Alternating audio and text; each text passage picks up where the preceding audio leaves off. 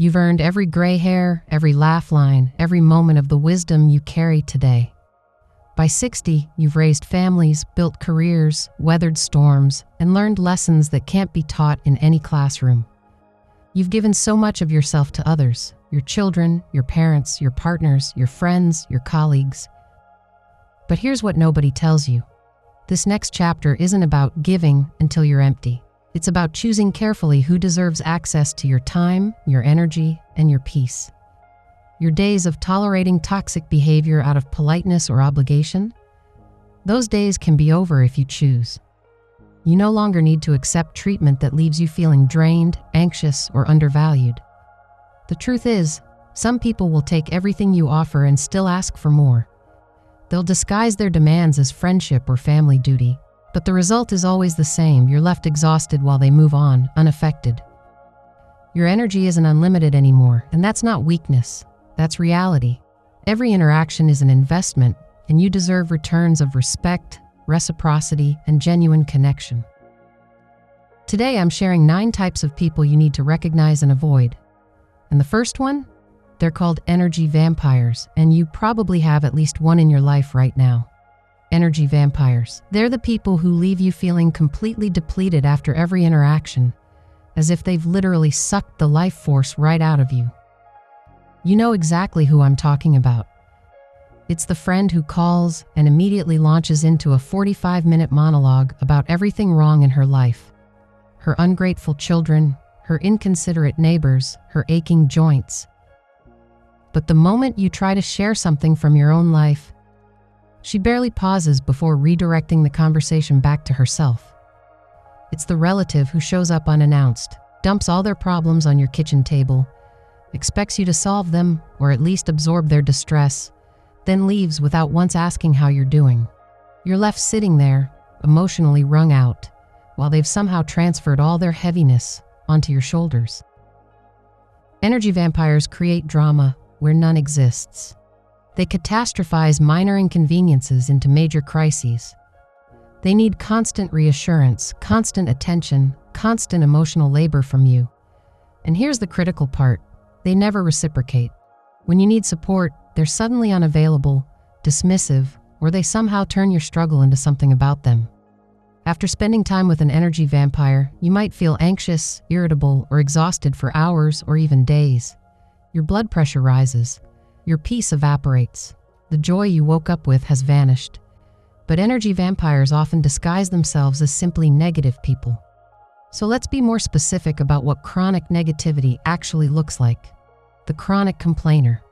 Everything is wrong, nothing is ever right, and they have an exhausting commentary about it all. Listen to their language. This weather is unbearable. My back is killing me, as usual. Nobody cares anymore. Everything's going downhill. What's the point? They've turned complaining into their primary form of communication. You suggest a lovely restaurant. They'll tell you about the terrible service they had there 3 years ago. You mention a beautiful sunny day. They'll remind you it's supposed to rain tomorrow. You share good news. They'll find the cloud around your silver lining. The difference between normal venting and chronic complaining? Venting is occasional and seeks solutions or simply emotional release. Chronic complainers don't want solutions. They reject every suggestion you offer. They're attached to their misery because it's become their identity.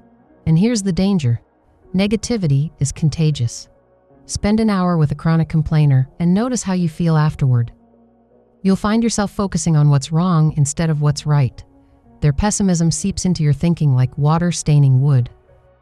At 60 plus, you've earned the right to protect your mental space. You've survived enough real hardships. You don't need to absorb someone else's manufactured misery about trivial inconveniences. But at least chronic complainers are predictable in their negativity. The next type? They're far more volatile and disruptive. The drama queen or king. You know them the moment they enter a room, or more accurately, the moment they make an entrance. Everything in their life is a crisis of epic proportions. Their doctor's appointment isn't routine, it's possibly life-threatening. A disagreement with their neighbor isn't a minor annoyance, it's a vicious attack.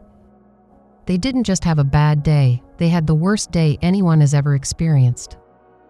Watch how they communicate. Every story is told with theatrical flair, voice rising and falling dramatically. Their texts come in rapid-fire bursts, each one more alarming than the last. They use words like devastated, traumatized, and destroyed to describe everyday disappointments. Here's their pattern. They create conflict where none exists, then position themselves at the center of it. They'll misinterpret an innocent comment as an insult, then spend the next week rallying people to their side. They thrive on the attention their manufactured emergencies generate. Drama queens and kings are master manipulators. They've learned that exaggerating situations gets them what they want: your time, your sympathy, your immediate response. You drop everything to help with their emergency, only to discover it was vastly overblown. The exhaustion comes from living on their emotional roller coaster. One day they're euphoric, the next they're in despair. You can't relax around them because you never know when the next explosion will occur. Your peace becomes collateral damage in their constant need for attention and excitement. But drama queens at least operate openly. The next type? They work far more insidiously, using your own conscience against you. The guilt tripper. They've mastered the art of making you feel responsible for their happiness, their problems, their entire emotional state. Listen for their signature phrases. After everything I've done for you, I guess I'll just spend the holidays alone then. If you really cared about me, you'd. They wrap manipulation in the language of love and obligation. Here's how it works. You mention you're tired and can't visit this week. They respond with a heavy sigh and, well, I suppose I understand. I'll just sit here by myself. Don't worry about me. Suddenly, your reasonable boundary becomes a source of shame. Or they remind you of past favors, constantly. That time they helped you 15 years ago? It's their insurance policy, cashed in repeatedly to obligate you now. The damage runs deep. Guilt trippers erode your ability to trust your own needs and feelings. You start second-guessing every decision. Am I being selfish? Am I a bad person? You're not. You're being manipulated. At this stage of life, you've given enough. Your time and energy are precious resources, not debts to be collected through emotional blackmail. At least guilt trippers operate through subtle pressure. The next type? They'll compete with you over everything, turning even your victories into their spotlight. The one-upper. You share that you finally visited your grandchildren last weekend, and before you finish your sentence, they're already talking about how they see their grandchildren every week. You mention a health challenge you've overcome, and suddenly they've had it worse. Twice. Nothing you accomplish is ever quite enough in their presence. You learn to paint. They're taking advanced classes. You're proud of your garden? Theirs won a neighborhood award. You traveled to Italy? Well, they've been 3 times and know all the hidden gems you obviously missed. Here's what makes it particularly painful. These moments you want to share, your achievements, your joys, your hard-won victories, get swallowed up by their need to be superior. Instead of feeling celebrated, you feel diminished, small, invisible. The one-upper's behavior stems from deep insecurity. They can't let you shine because they fear it dims their own light. But understanding their wound doesn't mean you should absorb it. At 60 plus, you've earned the right to celebrate your life without someone turning it into a competition. Your experiences deserve to be honored, not overshadowed.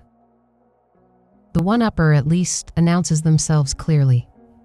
The next type? They'll cross your boundaries so smoothly you won't realize you've been invaded until it's too late.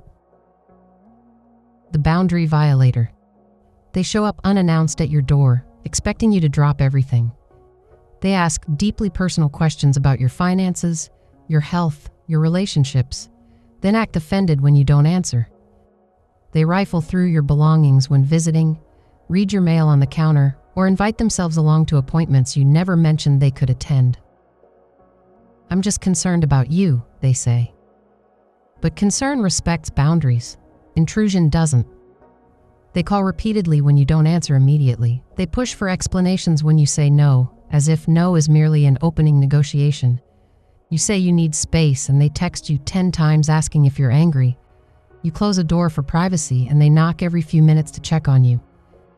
The physical violations are obvious, but the emotional ones cut deeper. They share your private matters with others. They dismiss your feelings. You're too sensitive. They decide what you need without asking, showing up with unsolicited advice, unwanted visits, or plans made on your behalf. Living with boundary violators leaves you feeling trapped in your own life. Resentment builds with each intrusion. You lose your sense of control, constantly defending territory that should never need defending. You've spent 6 decades learning who you are. Your boundaries aren't walls, they're the framework of your self-respect. At least boundary violators cross lines you can see. The next type, they'll poison your peace with something far more insidious, the constant stream of gossip and negativity about everyone around you. The toxic negativity spreader. You recognize them instantly. Every conversation becomes a downloading session of who said what about whom. Did you hear what Barbara did? Let me tell you what I found out about Susan's daughter. You won't believe what's happening with the new woman in our book club. At first, it might feel like connection, like being trusted with insider information. But listen closely. If they're talking to you about everyone else, they're talking to everyone else about you. These gossips don't just share information, they spread poison. They twist innocent situations into scandals. They question others' motives, marriages, and choices. They thrive on drama because it fills something empty inside them. Here's the real damage. Engaging with gossip corrodes your character from the inside out. You become complicit in tearing others down. You start viewing your community through a lens of suspicion and judgment. That lightness you've worked so hard to cultivate, it gets replaced by the heavy, sticky residue of negativity. And the drama, oh, the exhausting drama. Today's confidential whisper becomes tomorrow's twisted rumor with your name attached. Friendships fracture, reputations suffer, trust evaporates. You've lived long enough to know that words have weight, that integrity matters, that peace is precious. The negativity spreader at least directs their toxicity outward. The next type? They'll aim it directly at you, undermining your dreams with a smile and calling it friendship. The unsupportive friend. She's there for coffee, for shopping, for small talk. But the moment you share something that matters, a dream deferred, a new passion discovered, a goal that lights you up, watch her face change. You're going back to school? At your age? Starting a business now seems risky, doesn't it? Oh, you're dating again? Well, I suppose some people need that. Each sentence lands like a small stone, seemingly harmless, but they accumulate into a wall between you and your aspirations. She doesn't celebrate your victories, she qualifies them. That's nice, but becomes her signature phrase. When you're excited, she's cautious. When you're vulnerable, she's dismissive. You're overthinking it, or it's not that serious, become her responses to your genuine feelings. The cruelest part? She frames her undermining as protection, as realism, as friendship. I'm just being honest. Or, I'm only looking out for you, excuse her pattern of diminishing your worth. This isn't friendship, it's sabotage wearing a familiar face. Real friends champion your growth, even when it makes them uncomfortable. They celebrate your becoming, not just your staying the same. After 60, you've earned the right to surround yourself with cheerleaders, not critics. But unsupportive friends at least let you make your own choices. The next type? They'll try to make every choice for you, the controller. She or he starts small. You shouldn't wear that color, it washes you out. Don't go to that doctor, mine is better. Helpful advice, right? Except it never stops. Soon they're questioning every decision. Where you live, how you spend your money, who you spend time with. I really think you should reconsider that trip. If I were you, I'd invest differently. You're making a mistake with that volunteer position. Notice the pattern? Your choices become their project. The controller operates on a simple belief. They know better than you how to live your life. Sometimes it's loud, direct orders, anger when you don't comply, guilt trips about not listening. More often it's whisper quiet, persistent suggestions, wounded sighs when you disagree, passive-aggressive comments that make you second-guess yourself. The damage? You stop trusting your own judgment. That inner voice, the one you've spent 6 decades developing, gets drowned out by their constant directives. Your confidence erodes. You find yourself asking permission for things that are yours alone to decide. You've lived too long and learned too much to hand someone else the steering wheel of your life. These 9 types, they all have one thing in common. They take more than they give, and they leave you diminished. But here's what matters now. You have the power to choose differently. After 60, your time isn't infinite, and that's precisely why it's precious. Every coffee date, every phone call, every ounce of emotional energy you invest, these are choices, and you get to be selective about where they go. Setting boundaries isn't cruel, it's essential. It's saying, I will not let your negativity poison my peace. It's declining invitations that drain you. It's ending phone calls that leave you exhausted. It's saying no without elaborate explanations, because no is a complete sentence. Distance doesn't require drama. You don't owe toxic people a confrontation or a detailed exit speech. Sometimes protecting yourself looks like a quiet fade, fewer visits, shorter conversations, polite but firm boundaries. Let them wonder. Your peace matters more than their understanding. And as you create space by removing what depletes you, something beautiful happens. You make room for what nourishes you, for friends who ask how you are and actually listen, for people who respect your decisions even when they'd choose differently, for relationships built on mutual respect, not control or criticism. You've spent decades caring for others, children, parents, partners, colleagues. This season? It's yours. Guard it fiercely. Surround yourself with people who add light, not shadows. Your joy isn't selfish, it's your birthright, and you've earned every peaceful moment of it.